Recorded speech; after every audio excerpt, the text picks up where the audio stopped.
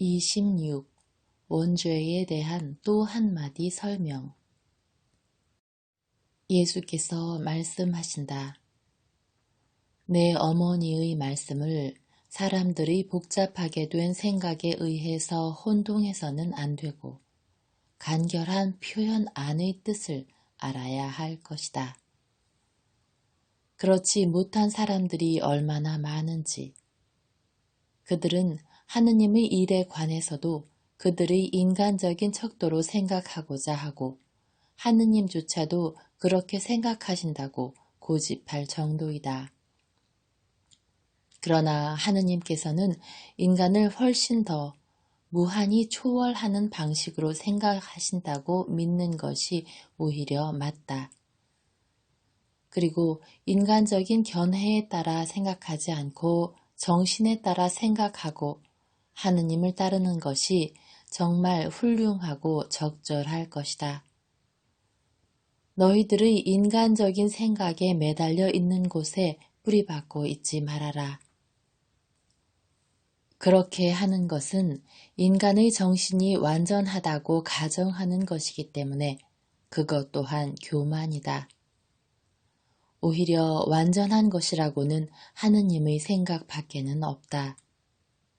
하느님의 생각은 원하기만 하면 또 그렇게 하는 것이 유익하다고 생각할 때 세상 사람들로부터 멸시당하는 미천한 사람의 생각 속과 입술 위에 내려오게 할 수 있다. 세상 사람의 눈에는 하느님의 말씀이 무식하고 보잘것없고 속이 막히고 유치하게 보이기 때문이다. 지혜는 정신의 교만함이 방향을 못 잡게 하고 세상으로부터 버림받는 사람들 위에 널리 나누어지기를 좋아한다. 이 사람들은 개인적인 사상도 없고 교양으로 얻은 주의력은 더더욱 가지고 있지 못하다. 그러나 그들은 사랑과 순결이 가득 차 있으며 하느님을 온 힘을 기울여 사랑함으로써 그분을 알 자격을 얻고 그 후에는 다른 이들에게 그분을 알게 하고 사랑하게 하며 하느님을 섬기고자 하는 의지로 인해 위대한 사람들이다. 사람들아, 살펴보아라.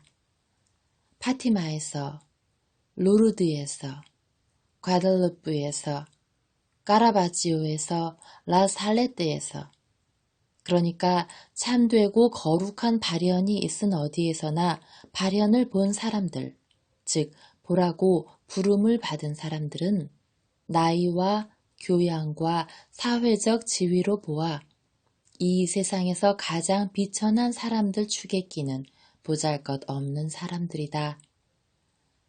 이 이름 없는 사람들, 이 아무것도 아닌 사람들에게 은총이 나타나서 그들을 선구자들로 만드는 것이다. 그러면 사람들은 어떻게 해야 하느냐? 세리와 같이 몸을 숙이고 이렇게 말해야 한다. 주님, 저는 너무 죄가 많아서 당신을 알지 못했었습니다. 이 사람들을 통해 저를 위로해 주시고 천상의 도움과 인도자의 가르침과 구원의 소망을 주시는 당신의 자비 때문에 찬미 받으십시오 하고, 그리고 천만에 그것은 선입관이고 이단이다, 그럴 수가 없다 하고 말하지 말아라. 어떻게 그럴 수가 없다는 것이냐? 재능이 별로 없는 사람이 하느님에 대한 지식에 유식한 자 되는 것이 말이냐? 왜 그것이 될 수 없다는 것이냐? 내가 죽은 사람들을 다시 살리고 미친 사람들을 낫게 하고 간질병자들을 고쳐주고 벙어리의 입을 열어주고 소경들의 눈을 뜨게 하고 귀머거리들을 듣게 하고 정신박약자들에게 지능을 주지 않았느냐?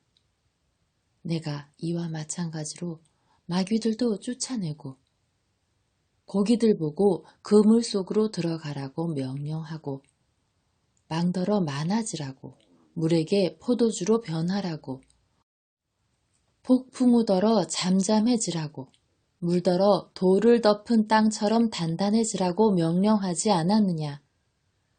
하느님께 불가능한 것이 무엇이 있단 말이냐?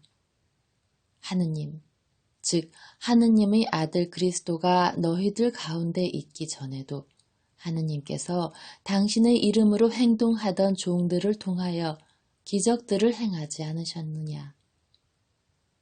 아브라함의 사례의 수태하지 못하는 태가 아기를 가지게 되어 사라가 되고, 내가 그와 계약을 맺기로 되어 있던 이사학을 낳게 되지 않았느냐?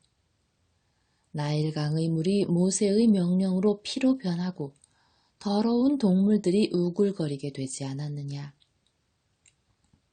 그리고 역시 그의 말에 따라서 짐승들이 흑사병으로 죽고 사람들이 살이 궤양이 되어 떨어지고 밀이 파괴적인 우박으로 쓰러지고 갈기갈기 찢기고 나무의 잎이 메뚜기들에 먹혀 전부 없어졌으며 빛이 사흘 동안 꺼지고 맏아들들이 죽어갔으며 이스라엘 백성이 건너가라고 바다가 갈라지고 쓴 물이 달게 되고 메추라기와 만나가 풍족하게 떨어지고 메마른 바위에서 물이 솟아나고 하지 않았느냐? 그리고 야훼가 해가 가는 것을 멈추지 않았느냐? 또 어린 다윗이 거인을 쓰러뜨리지 않았느냐? 엘리야가 밀가루와 기름을 많아지게 하고 소렙다의 과부의 아들을 되살리지 않았느냐? 그가 명령하니까 메마른 땅에 비가 내리고 불이 하늘에서 희생 제물 위에 떨어지지 않았느냐? 그리고 신약은 기적의 꽃들이 핀 작은 숲이 아니냐? 도대체 누가 기적을 행할 능력을 가지고 있느냐? 대관절 무엇이 하느님께 불가능하단 말이냐? 누가 하느님과 같단 말이냐? 이마를 숙이고 경배하여라. 큰 추수의 때가 와서 사람의 존재를 끝내기 전에 모든 것이 드러나게 된다. 모든 것, 그리스도 이후의 예언자들과 그리스도 이전의 예언들, 그리고 창세기의 첫 마디서부터 시작된 성서의 상징 체계가 드러나게 된다. 그리고 만일 내가 이제까지 풀이되지 않은 어떤 점을 너희에게 가르쳐주면 이 선물을 받아들여 거기서 수확을 얻어낼 것이요 단죄를 얻어내지 말아라. 내가 세상에 있을 때에 유다인들이 한 것과 같이 하지 말아라. 그들은 나의 가르침에 대하여 그들의 마음의 문을 닫고자 하였고 신비와 초자연적인 진리를 이해하는 데 있어 나를 당할 수가 없으므로 나를 마귀 들린 사람과 하느님을 모독하는 사람으로 취급하였다. 나는 비유적인 나무라고 말하였는데 이제는 상징적인 나무라고 말하겠다. 아마 너희가 더 잘 이해할 것이다. 그 상징은 명백하다. 하느님의 두 아들이 나무와의 관계에서 어떻게 처신하느냐에 따라서 그들의 경향이 선을 향한 것인지 악을 향한 것인지 알 수 있을 것이다. 금에 대하여 증거가 되는 금만을 용해시키는 액체인 왕수와 금의 무게를 알려주는 금세공인의 저울과 같이 이 나무는 그것에 대한 하느님의 계명을 위한 사명이 되어 아담과 하와의 기질이 얼마나 순수한지를 알려주었다. 내게는 벌써 너희들의 이의가 오는 것이 들린다. 단죄가 지나치지 않았는가? 그리고 그것이 발생하도록 사용된 방법은 유치하지 않았는가? 하고 아니다. 만일 너희들이 그들에게서 물려받은 그 불복종을 지금 저지르면 그들의 경우보다 덜 중대할 것이다. 너희들은 나에 의하여 구속되었다. 그러나 사탄의 독이 언제나 다시 나타날 준비가 되어 있다. 그것은 피 속에서 절대로 완전히 중화되지 않는 어떤 병들의 경우와 같다. 그들 2명의 첫째 조상은 은총을 차지하고 있었고 절대로 은총을 잃지 않아 신선미를 유지하고 있었다. 그러므로 그들은 그들 안에 있는 순결과 사랑의 샘인 은총으로 도움을 받아 더 강했었다. 하느님께서 그들에게 주셨던 선물은 무한한 것이었고 따라서 그 선물에도 불구하고 그들이 타락한 것은 훨씬 더 중대한 것이었다. 주고 먹은 과일도 상징적이었다. 그것은 사탄의 선동으로 하느님의 명령을 거스려 그들이 하고자 하였던 경험의 과일이었다. 나는 사람들에게 사랑을 금하지 않았었다. 나는 다만 그 사랑에 악의가 없기만을 원하였다. 내가 본질적으로 거룩한 사랑으로 그들을 사랑하였던 것과 같이 그들도 아무런 음란함 없이 순결하고 거룩한 애정으로 서로 사랑해야 했었다. 은총은 빛이고 은총을 가지고 있는 사람은 어떤 것이 유익하고 좋은 것인지 알아서 구별할 줄을 안다. 은총이 가득한 여인은 은총인 지혜가 그를 가르쳤기 때문에 모든 것을 알았고 거룩하게 행동할 줄을 알았다. 그러므로 하와도 어떤 것이 좋은 것인지를 알고 있었다. 그 이상의 것은 아무것도 없다. 선 이외의 것을 아는 것은 무익하기 때문이다. 그런데 하와는 하느님의 말씀을 믿지 않고 순종하겠다는 그의 약속에 충실하지 않았다. 하와는 사탄의 말을 믿고 약속을 깨뜨렸으며 선이 아닌 것을 알고자 하였고 가책을 느끼지 않았고 그것을 좋아하였다. 내가 그다지도 거룩한 것으로 그에게 주었던 사랑을 가지고 하와는 문란한 것, 품격이 떨어진 것을 만들었다. 하와는 지상 낙원의 꽃밭에서 행복스럽게 뛰놀며 잎들을 흙탕 속에 두는 일 없이 꽃이 만발하는 초목과 같이 그의 후손들이 그의 주위에서 번창하는 것을 볼 수 있었을 터인데 떨어진 청사가 되어 진창과 오물 속에서 뒹굴었다. 너희들은 내가 복음서에서 말하는 지각 없는 아이들 같이 되지 말아라. 그들은 노래하는 소리가 들리자 귀를 막았다. 그들은 북소리를 듣고도 춤을 추지 않았다. 그들은 우는 소리를 듣고 웃고자 하였다. 편협한 사람이 되지 말고 부인하기를 잘하는 사람이 되지 말아라. 악의 없이 순순히 비꼬지 말고 의심을 많이 가지지 말고 빛을 받고 또 받아라. 이 문제에 대하여는 충분히 말하였다. 너희들을 천국에 이르게 하고 악마적인 정욕을 이기기 위하여 죽은 그에게 너희들이 어느 정도 감사해야 할지를 너희에게 이해시키기 위하여 부활절을 준비하는 이때에 아버지의 말씀이 묶여서 죽음으로 끌려가고 하느님이 어린 양이 묶여서 도살장으로 끌려간 그 사슬이 첫째 고리가 어떤 것인지에 대하여 말하고자 하였다. 내가 거기 대하여 말하기를 원한 것은 현재 너희들 중의 90%가 하와와 같이 사탄의 입김과 말에 중독되어 있기 때문이다. 너희는 서로 사랑하기 위하여 살지 않고 욕심을 실컷 채우기 위하여 산다. 너희는 천국을 위하여 살지 않고 진창을 위하여 산다. 이제는 너희들이 영혼과 이성의 감각을 지닌 인간들이 아니라 영혼도 없고 이성도 없는 개들이다. 너희는 영혼을 죽였고 너희는 이성을 타락시켰다.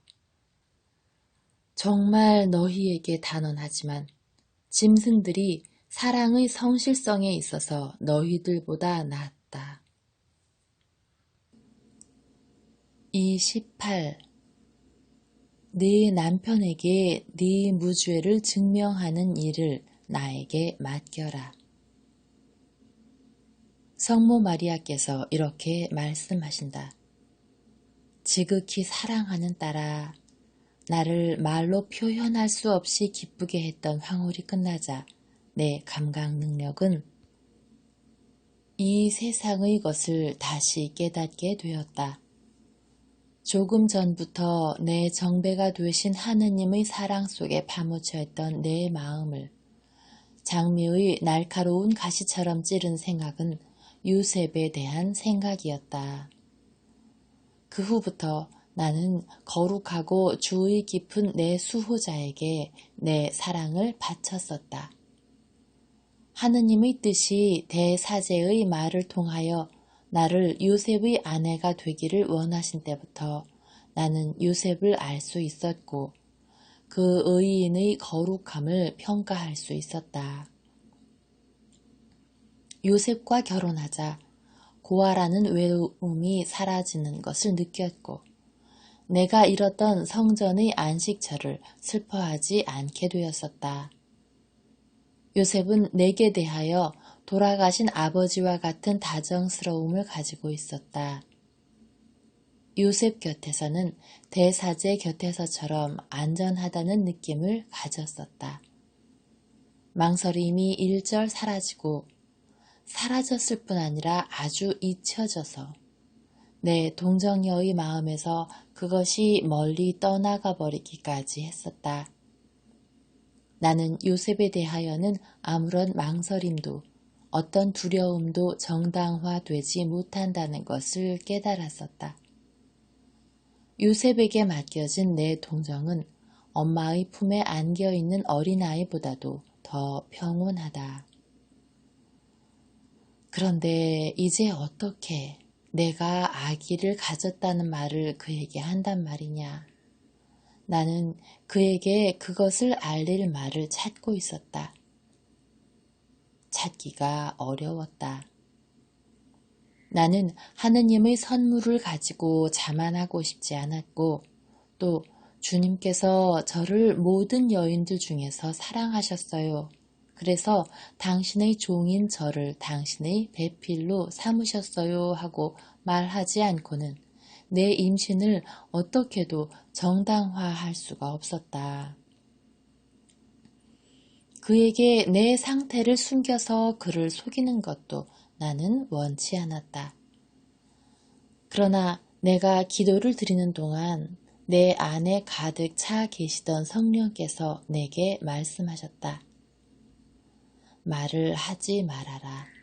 네 남편에게 네 무죄를 증명하는 일을 나에게 맡겨라 하고 언제 어떻게 나는 그것을 여쭈어 보지 않았었다. 나는 꽃이 자신을 날라주는 물에 몸을 맡기듯이 항상 하느님께 나를 맡겨드렸었다. 영원하신 분은 당신의 도움 없이 나를 내버려 두신 적이 절대로 없었다. 그분의 손이 나를 지금까지 부축하시고 보호하시고 인도하셨다. 그분은 지금도 그렇게 하실 것이다. 내 딸아, 우리의 영원하신 분, 착하신 하느님께 대한 믿음이 얼마나 아름답고 용기를 돋구어 주는 것이냐.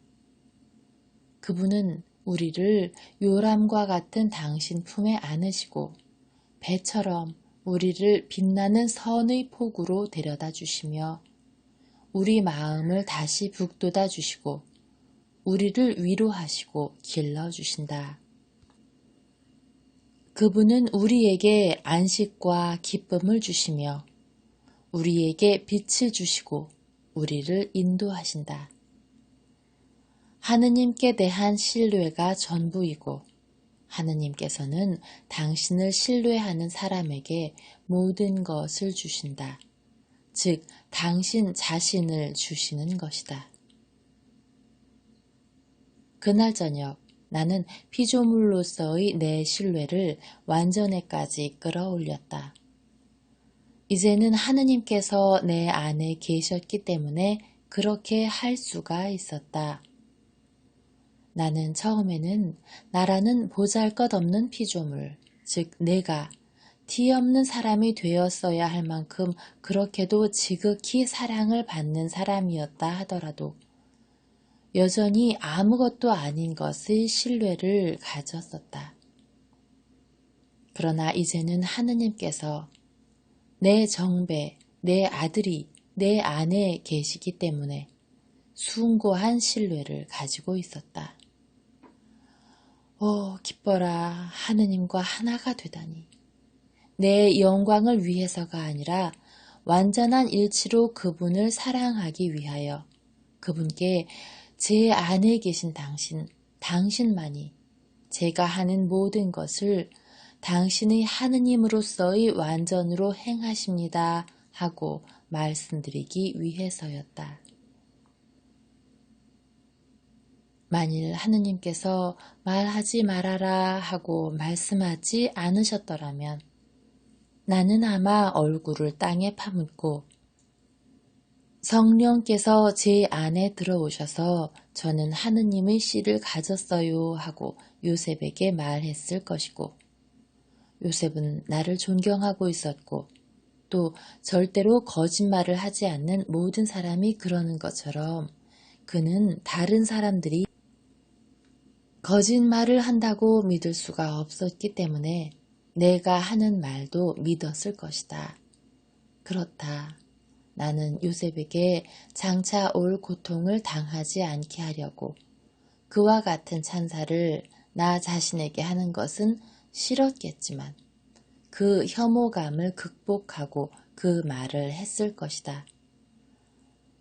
그러나 나는 하느님의 명령을 따랐고 그때부터 여러 달 동안 내 마음에 피를 흘리게 하는 첫 번째 상처를 느꼈다. 공동 구속자로서의 내 운명의 첫 번째 고통을 나는 이와 비슷한 고통의 순간에 즉 너희를 사랑하는 사람으로 하여금 너희를 불리한 견지에서 보게 하는 어떤 사건이 일어났을 경우에 말을 하지 말아야 될 때에 너희들이 해야 할 행동 법칙을 너희에게 주기 위하여 그 고통을 바치고 참아 견디었다. 너희의 평판과 너희들이 집착하는 애정을 지키는 일을 하느님께 맡겨드려라. 거룩한 생활로 하느님의 보호를 받을 자격을 얻어라. 그리고는 안심하고 있어라. 모든 사람이 너희와 대항한다 해도 너희를 사랑하는 사람들에게 하느님께서는 너희를 변호하시고 진실이 드러나게 하실 것이다. 내 딸아, 이제는 쉬어라. 그리고 점점 더 내 딸이 되어라.